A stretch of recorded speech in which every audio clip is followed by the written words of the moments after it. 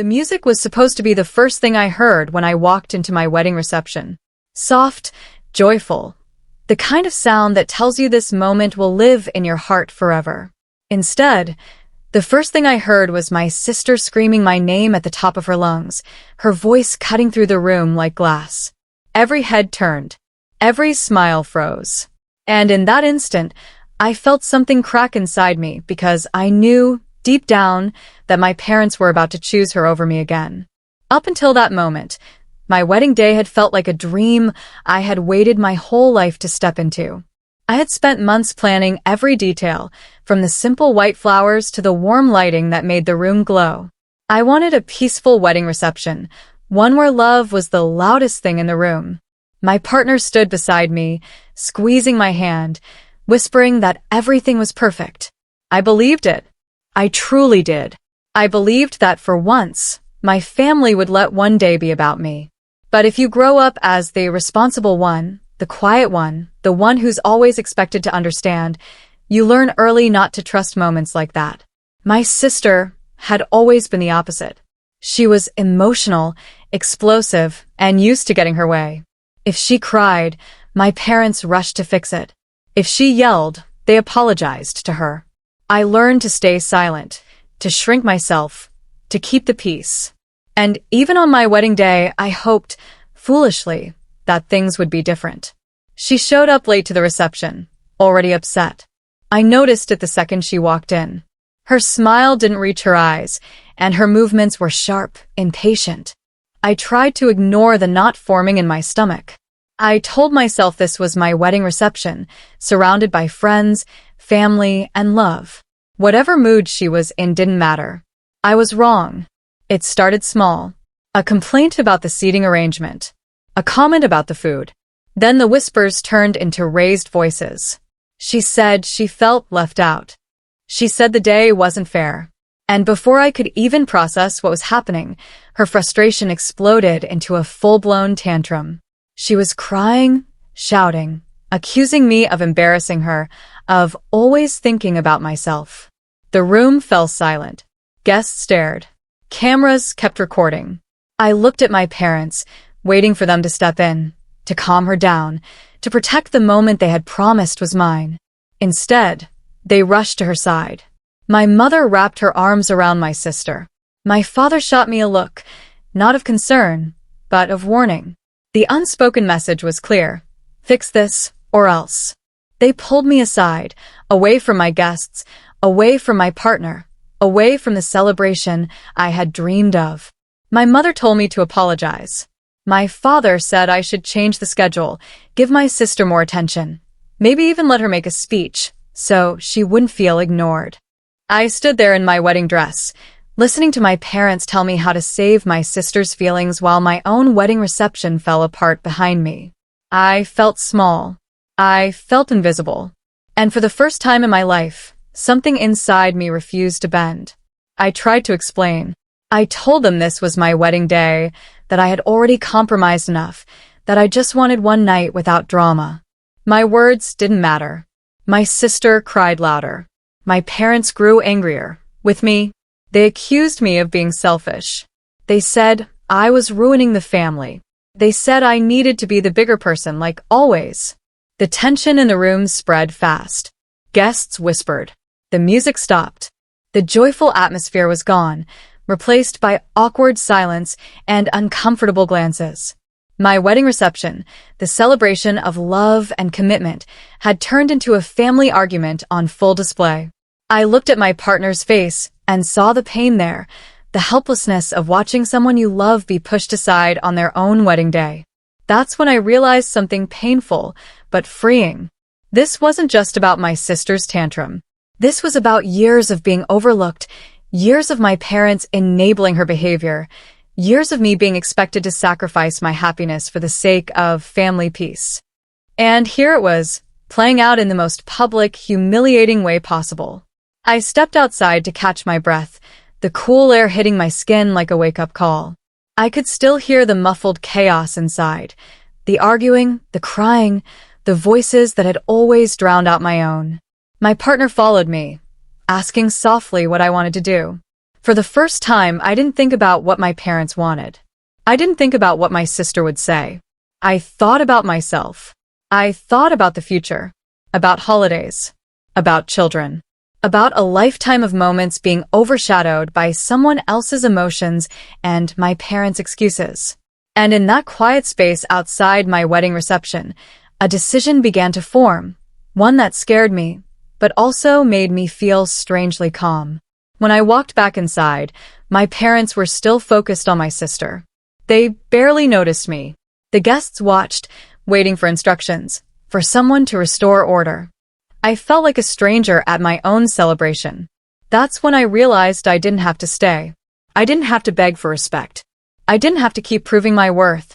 I leaned close to my partner and whispered something that changed everything. It wasn't loud. It wasn't dramatic. But it was final. And minutes later, while my parents were still trying to calm my sister and salvage what was left of the reception, I made a choice that none of them saw coming. A choice that would shock my family, rewrite my life, and finally put me first. I didn't confront them. I didn't argue anymore. I simply disappeared from my own wedding reception, with someone by my side and a plan they never expected. And that moment, the one where I walked away, is where the real story begins. We didn't run. That's what surprised me most. I always imagined that leaving would feel dramatic, rushed, chaotic. Instead, it was quiet, almost calm. My partner took my hand, steady and warm, and we walked past the gift table, past confused faces, past people who loved me but didn't know how deep this went. No one stopped us. No one noticed right away. My parents were too busy soothing my sister, too busy managing another one of her emotional storms, to see me slipping away. Once outside, the noise of the reception faded into a dull hum. The night air felt heavy, carrying the smell of flowers and distant laughter that no longer belonged to me. I sat in the car still wearing my wedding dress, staring at my reflection in the dark window. I didn't look like a bride anymore. I looked like someone who had just made a decision that couldn't be undone. As we drove, memories started coming back in pieces, like my mind was finally letting them surface. Moments I had buried for years because it was easier to say, that's just how my family is. My sister's birthdays that became week-long events while mine were quick dinners. School plays where my parents arrived late because my sister needed them. Arguments where I was told to be quiet because she was more sensitive. I had learned to survive by being low maintenance, by being understanding, by accepting less. My partner asked me if I was okay, and I said yes, even though my chest felt tight. I didn't know where we were going yet. That part scared me. But staying scared me more. Going back to that room, back to apologizing for existing, back to letting my wedding reception be destroyed because my sister couldn't handle not being the center of attention, that felt unbearable. We stopped at a small place not far from the venue. Nothing fancy, just quiet. We sat there for a while without talking, letting the shock settle. My phone buzzed, then buzzed again, and again. I didn't look at it. I already knew who it was. I could imagine my mother's voice, tight and upset, telling me I was being dramatic. My father would be disappointed, not in my sister, but in me for walking away. And my sister, she would cry harder, telling everyone how I had ruined her emotionally. That's when the guilt tried to creep in. It always did. Years of conditioning don't disappear overnight. I wondered if I had overreacted, if I should have just endured it, smiled through the pain, fixed things like I always had. That voice in my head sounded exactly like my parents. And I hated that. I thought back to when I got engaged. I remember my sister's reaction more clearly than my parents. She had gone quiet, then distant, then suddenly emotional. She said she felt left behind. My parents had asked me to give her time. During the wedding planning, every decision somehow affected her. The date, the guest list, the attention. It was like my happiness triggered something in her that everyone expected me to manage. Even my wedding dress became an issue. She said it made her feel insecure. My mother suggested I choose something less flashy. I laughed it off back then, but sitting there now, I felt the weight of all those moments stacking up. None of this had been sudden. The wedding reception disaster was just the breaking point. My phone kept lighting up on the table. Messages. Missed calls. I could feel the pressure building from miles away. I knew what would come next. Apologies demanded. Explanations twisted. Family members pulled in to convince me to come back and fix this. They would say things like, "That's still your sister," and "family is family," and "you only get one set of parents." No one would say, "That wasn't fair to you."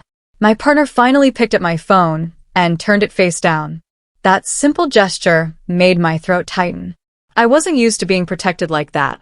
I wasn't used to someone choosing my peace over keeping others comfortable. We talked quietly about the future, but only in fragments. Nothing felt solid yet. Just possibilities. Space. Time. Distance. Words I had never allowed myself to consider. The idea of stepping back from my parents, even temporarily, felt both terrifying and necessary. I loved them. That was the problem. Loving them had always meant accepting pain. Outside, the night went on like nothing had happened.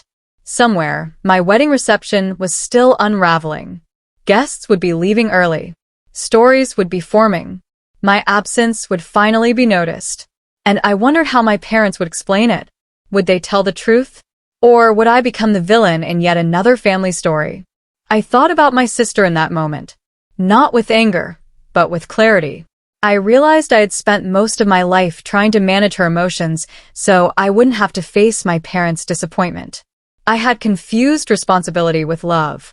And now, for the first time, I was choosing differently. But that choice came with consequences. I knew that. The silence wouldn't last forever.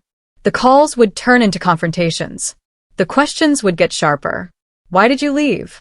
How could you embarrass us? Don't you care about your family? And underneath it all would be the real question they never asked. Why didn't you stay in your place? As the hours passed, exhaustion set in. Emotional, heavy exhaustion that made everything feel unreal. I leaned my head against my partner's shoulder and closed my eyes, knowing sleep wouldn't come easily. My mind kept replaying my parents' faces, my sister's tears, the way no one had stood up for me except the person sitting beside me now. I didn't know what tomorrow would bring. I didn't know if my parents would show up unannounced, or if my sister would send a message blaming me for everything. I didn't know how this would change our relationship forever. All I knew was that something had shifted, and there was no going back to pretending everything was fine. Somewhere between the missed calls and the quiet breathing beside me, I realized that vanishing from my wedding reception wasn't the end of the story. It was the beginning of a much harder chapter. One where I would finally have to face my family without shrinking, without apologizing for choosing myself. And as my phone buzzed again, lighting up the dark room, I understood that the real confrontation was still coming. Morning came quietly, but my phone did not. I woke up to dozens of missed calls, voice messages stacked on top of each other, texts that swung between concern and anger. My mother's messages were long and emotional, filled with confusion and hurt. My father's were short and sharp, asking where I was and why I would do this to the family. My sister hadn't messaged at all, which somehow felt louder than anything she could have said. I lay there staring at the ceiling, my wedding ring catching the light as I moved my hand. The reality of what I had done settled in deeper. I hadn't just left a wedding reception. I had disrupted the story my family liked to tell about us. The one where everything was fine, where my sister's behavior was excused, and where I quietly adjusted to make it all work. My partner was already awake, sitting nearby, watching me carefully. There was no pressure in their eyes, no urgency to respond to anyone. Just patience. That alone made my chest ache. I wasn't used to being given time. In my family, silence was seen as punishment. Distance was disrespect. I had been trained to respond quickly, to explain myself, to fix things before they got worse. But I didn't respond. Not yet. Instead, memories kept coming clearer now. I remembered the first time my sister ruined something important for me. It was years ago, a small celebration, nothing like a wedding reception, but it mattered to me. She had gotten upset over something minor, cried until my parents turned their attention to her, and the rest of the evening revolved around calming her down. Later, my mother had told me, "You know how she is. You're stronger." That phrase had followed me through life. You're stronger. It was said like a compliment, but it always meant the same thing. You can take the hit. You can handle being disappointed. You can be the one who gives up a little more. Now, for the first time, I wondered what would happen if I stopped being the strong one. By mid-morning, extended family started reaching out. An aunt asked if I was okay, but also hinted that my parents were devastated. A cousin said the wedding reception had been awkward after I left, that people didn't know what to say. No one asked why I left. They just asked when I was coming back. That question sat heavy with me. Coming back to what? To apologizing for my sister's tantrum? To reassuring my parents that everything was normal? To accepting that my biggest day could be overshadowed and dismissed without consequence? My partner suggested we take a walk, just to clear our heads. Outside, the world felt strangely normal. People were going about their day, unaware that my family felt like it was unraveling. That contrast made everything sharper. My pain wasn't loud or visible, but it was real. As we walked, I started talking more openly than I ever had before. I admitted things I had never said out loud. That I felt like I had always been competing with my sister for space. That I feared becoming the difficult one if I ever stood my ground. That part of me still worried my parents would choose her over me, no matter what. My partner listened without interrupting, without offering quick fixes. They didn't tell me I was overthinking. They didn't say, "But they're still your parents." They just listened. That made me realize how rare it was for someone to hear me without defending the people who hurt me. Later that day, my father finally sent a message asking to talk. Not asking how I was feeling, just asking to talk. The tension in my stomach returned instantly. I knew that conversation would not be gentle. My father believed in order, in appearances, in handling things the right way. Walking out of my own wedding reception was, to him, chaos. I didn't respond right away. I needed to understand what I wanted before letting their voices back into my head. Because once they spoke, everything would get louder. Their expectations, their disappointment, their version of the story. I kept thinking about my sister and what she might be saying behind the scenes. I could picture her crying to my parents, saying she felt abandoned, saying I had embarrassed her, saying she didn't understand why I was being so cruel. I knew that tone. I had heard it my whole life. And I knew my parents would be absorbing every word, shaping their reaction around her pain instead of mine.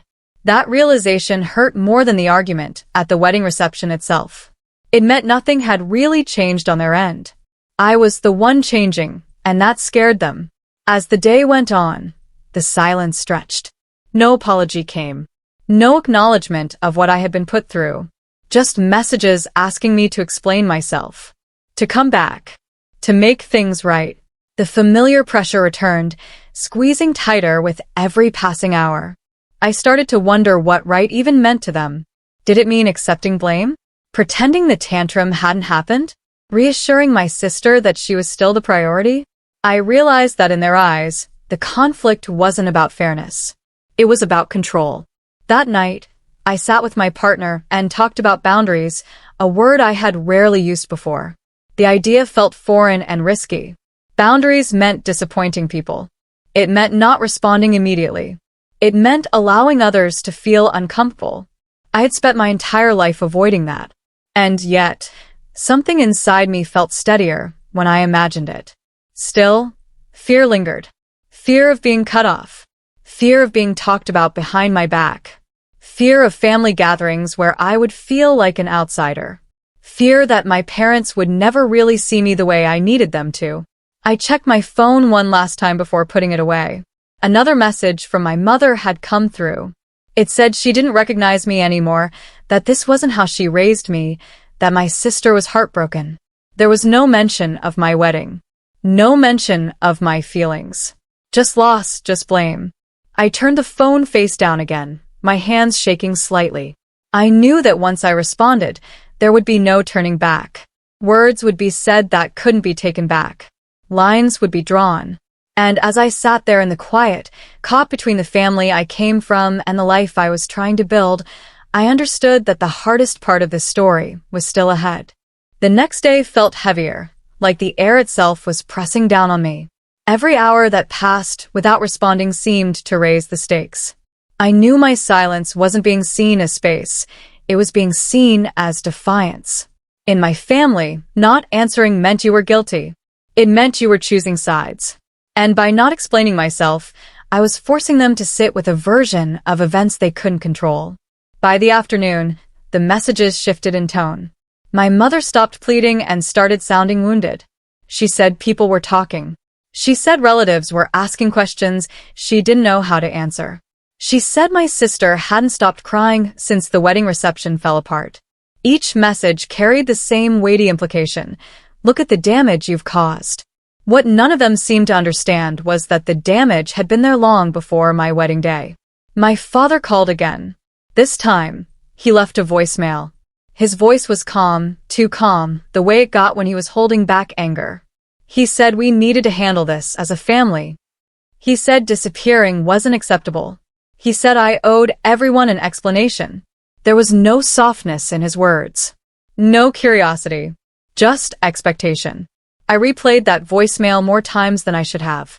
Each time, I felt myself shrinking, the old reflex kicking in. The urge to call back, to smooth things over, to say I was sorry even if I didn't fully know what I was apologizing for. That urge scared me because it meant part of me was still trapped in the same cycle. My partner noticed the shift in me immediately. They asked what I was thinking, and I admitted I was afraid. Afraid that if I stood my ground, I would lose my parents. Afraid that my sister would become the victim in everyone's story. Afraid that my wedding would forever be remembered not for love, but for conflict. We talked late into the night, voices low, the room dim. I admitted something I had never said out loud before, that I had always felt like my parents loved me, but didn't choose me. Not when it mattered. Not when things got uncomfortable.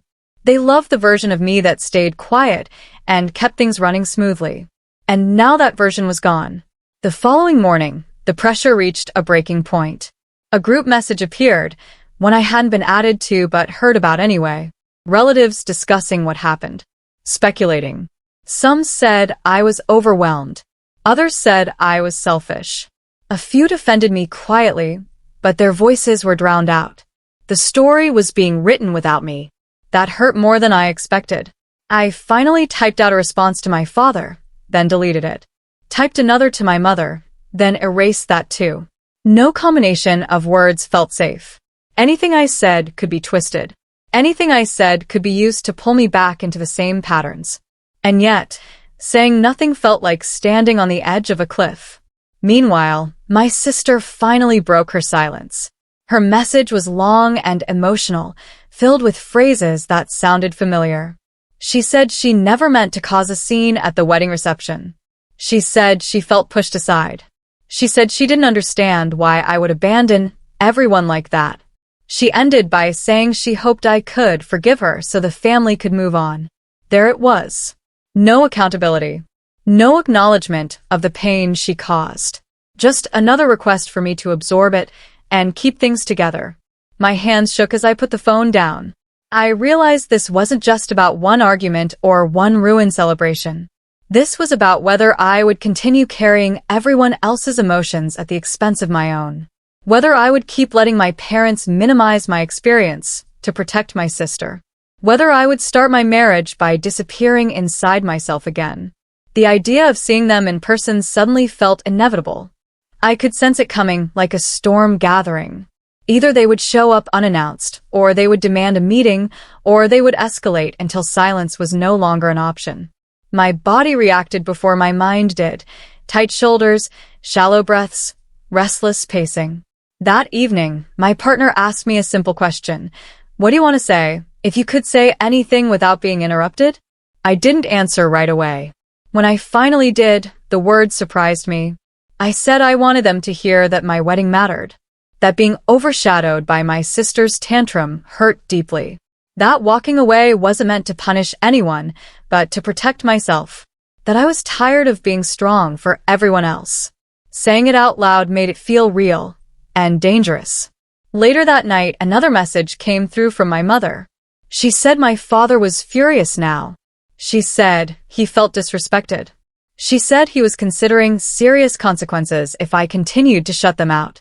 The word consequences echoed in my head. It sounded like a threat wrapped in parental concern. Sleep didn't come easily. I lay awake listening to my partner breathe, wondering how everything had escalated so fast. How one wedding reception had cracked open years of unresolved pain. How the people who raised me could feel so far away. By morning, I knew the confrontation was close. The calm before it felt unnatural, like the world was holding its breath. I could almost hear the questions they would ask, the accusations, the guilt disguised as concern.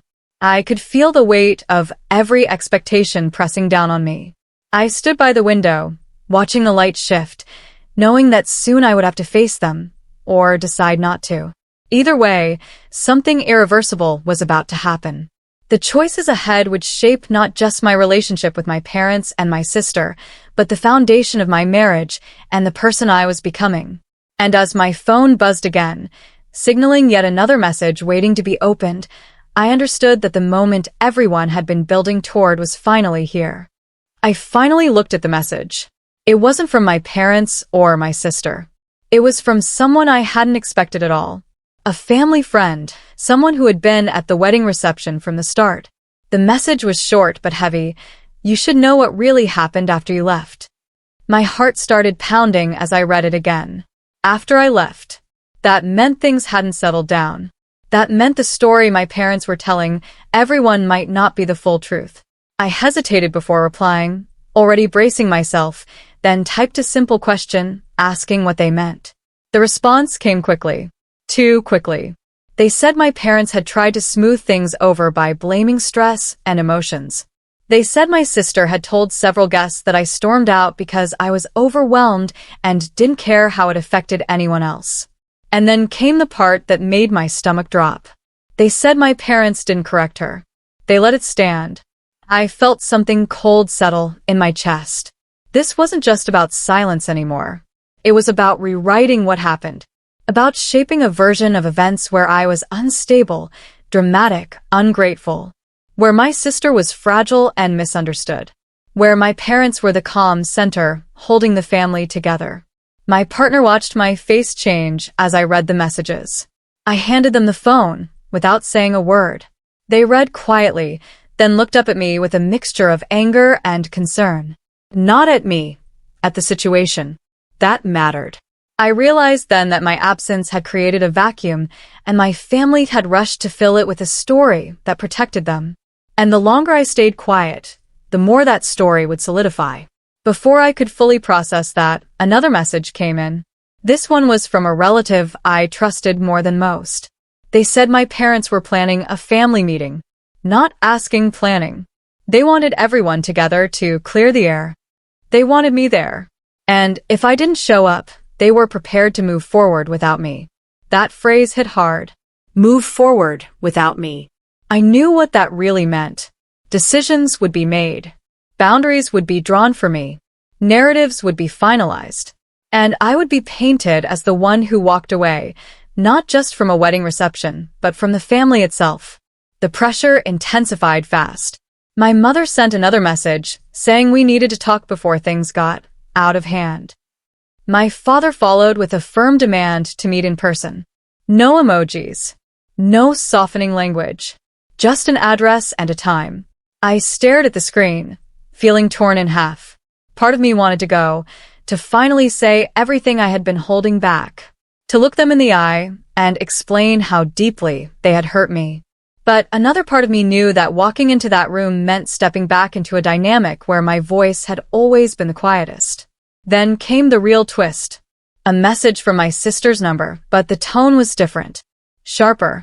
She accused me of turning people against her. She said she knew I was talking to others. She said if I showed up to the family meeting and played the victim, she would make sure everyone knew things about me that I didn't want discussed. My hands went numb as I read it. There was no confusion in her words. No sadness. Just threat.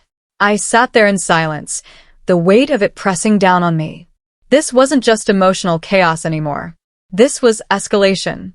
She wasn't just upset about the wedding reception. She was angry that I had stepped out of my role. Angry that I had disrupted the balance that had always protected her. I showed the message to my partner, and for the first time, I saw real concern flash across their face. Not fear, but recognition. Recognition of a pattern that had gone too far. We talked for a long time after that. About safety. About emotional boundaries. About what it would mean to walk into a room where everyone expected me to apologize, and where my sister was already preparing to attack my character. I realized that no matter what I did next, someone would be angry. Someone would feel betrayed. Another message came in from the family friend, warning me that the meeting was being framed as an intervention for me. They said my parents believed I was spiraling and needed to be confronted before I made things worse. I laughed softly when I read that.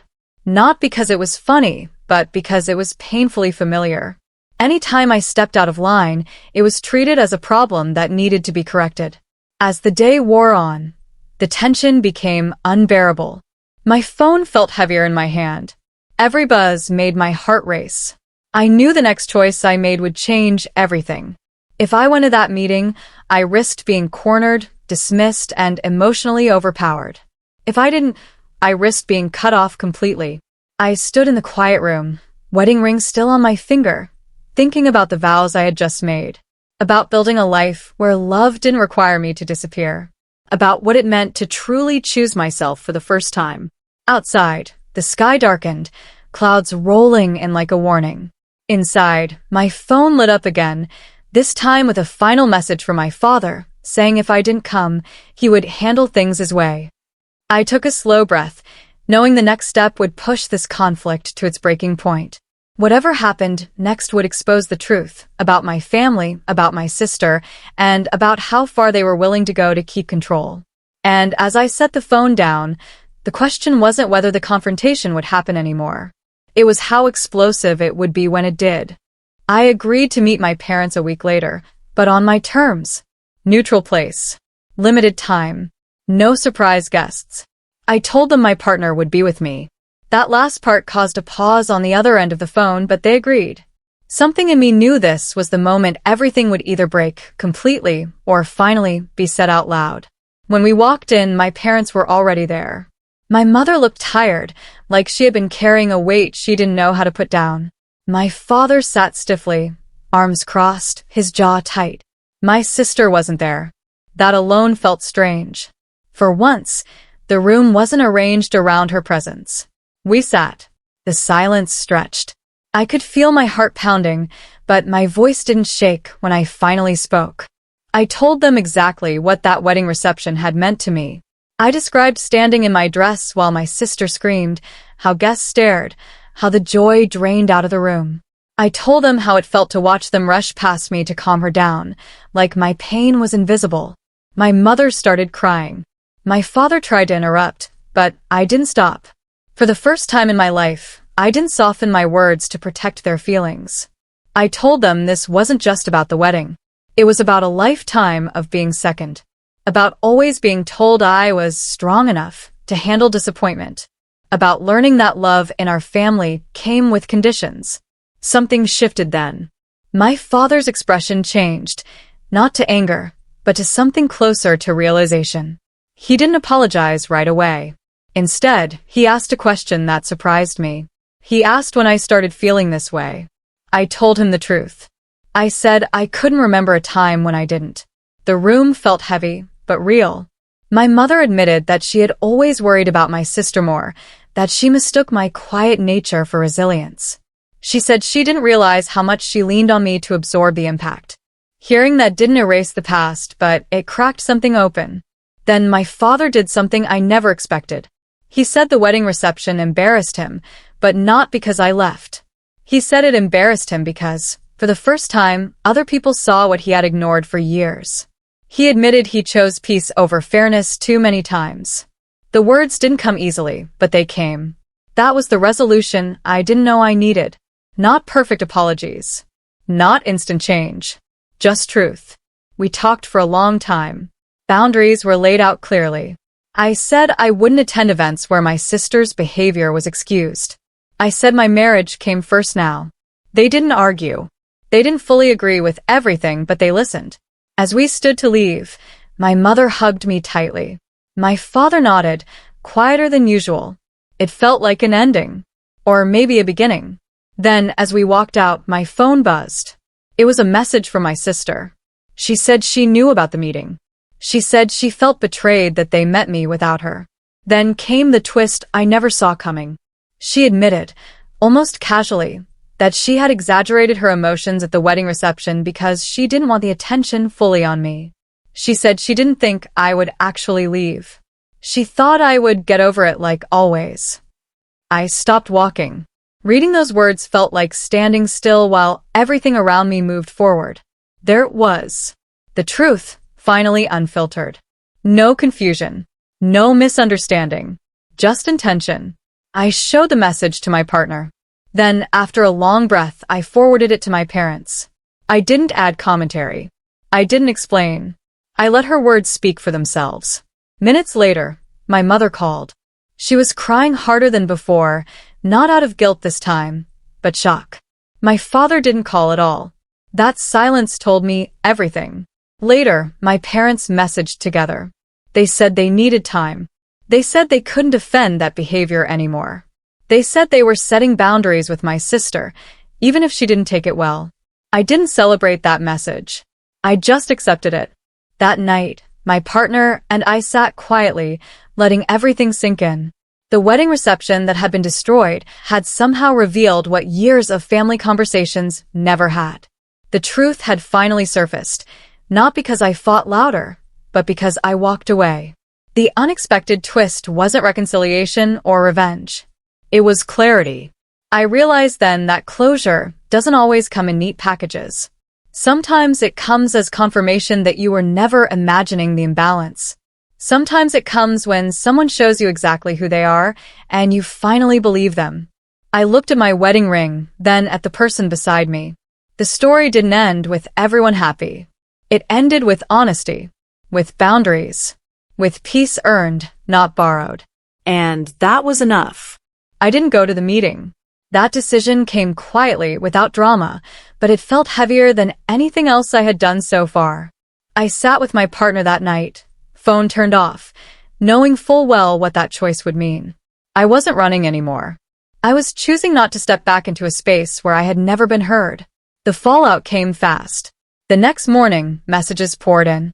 My father was furious. He said my absence proved I didn't care about the family. My mother said she felt blindsided and ashamed. My sister sent one last message accusing me of abandoning everyone and ruining her life. Reading her words hurt, but they didn't confuse me anymore. For the first time, I could see the pattern clearly instead of questioning myself. A few days later, I finally responded, not to argue, not to defend, but to speak plainly. I told my parents that my wedding reception had mattered to me. I told them that watching them prioritize my sister's tantrum over my once-in-a-lifetime moment had caused real pain. I said leaving wasn't an attack, but an act of self-respect. I made it clear that until they could acknowledge that I needed space. Their reply wasn't what I hoped for, but it was honest. My father said he didn't agree with my choices. My mother said she didn't realize how deep my resentment ran. Neither apologized in the way I had waited for all my life. And strangely, that brought clarity. I stopped waiting. Weeks passed. The silence settled into something calmer. Not peaceful, but manageable. My parents stopped calling every day. The family group chats went quiet. My sister blocked me on social media. At first, that hurt more than I expected. Then, slowly, it started to feel like relief. My partner and I took a short trip we had originally planned as a honeymoon, but never got to enjoy. It wasn't extravagant. Just time away, breathing room. Laughter that didn't feel forced. For the first time since the wedding disaster, I felt like myself again, not the strong one, not the fixer, just me. During that time, I reflected a lot on family expectations and emotional boundaries. I realized how often people confuse loyalty with self-erasure. How easily love becomes conditional when one person is always expected to bend. Walking away from my wedding reception wasn't about drama. It was about survival. Eventually, my mother reached out again. Her message was softer this time. She said she missed me. She admitted that maybe things had gone too far at the wedding. It wasn't a full apology, but it was a start. I responded carefully, honestly. I told her I loved her, but things couldn't go back to the way they were. I needed respect, not just affection. My sister stayed silent, and that silence spoke volumes. I accepted that she might never see the situation the way I did. That acceptance was painful, but freeing. I stopped hoping she would change. I stopped measuring my worth by her reactions. Over time, extended family began to understand more. Some reached out quietly, saying they had seen the imbalance for years, but didn't know how to speak up. Others kept their distance. I learned to be okay with both. Not everyone has to agree with your choices for them to be right. The memory of my wedding reception still stings, but it no longer defines the day. When I think back, I remember the moment I walked away holding my partner's hand. I remember choosing dignity over approval. That moment became more meaningful than any perfect celebration ever could have been. My relationship with my parents didn't end, but it changed. We talk less often. When we do, I no longer explain myself endlessly. If a conversation starts to feel dismissive or unfair, I step back. That boundary was uncomfortable at first. Now it feels necessary. As for my marriage, it grew stronger through all of this. Going through family conflict together showed me what real partnership looks like. Support without control. Love without conditions. The kind of connection that doesn't ask you to disappear to keep the peace. Looking back, I realized the wedding reception was never the real issue. It was just the moment everything became impossible to ignore. The tantrum, the favoritism, the pressure to conform, it had all been there for years. I just finally stopped carrying it alone. If there's one thing this experience taught me, it's that walking away doesn't always mean giving up. Sometimes it means choosing a healthier future. Sometimes it means breaking a cycle that no one else is willing to acknowledge.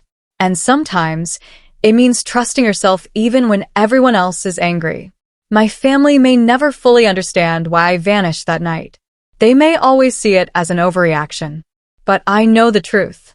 I left because staying would have cost me myself. And in the end, that choice gave me something I had never had before: peace.